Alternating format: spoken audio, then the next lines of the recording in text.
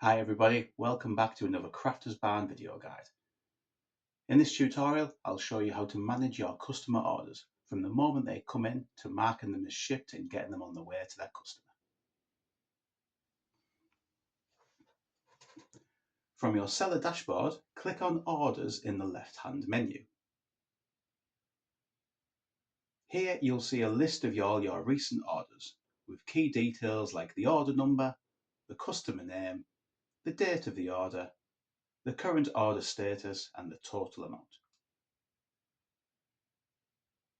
To view an order in detail, just click on the order number.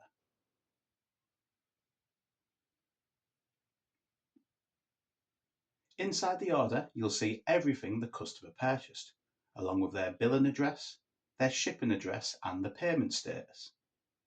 This is where you'll prepare the order for dispatch.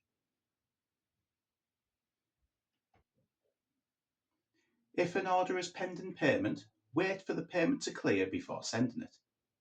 But if it's processing, it means the payment has gone through and you can prepare the item.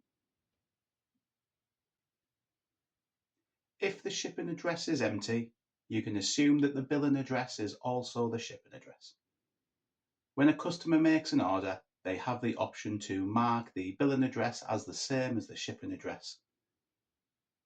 And if this happens, the shipping address area will be blank. So yes, you can assume that the billing address is also the shipping address.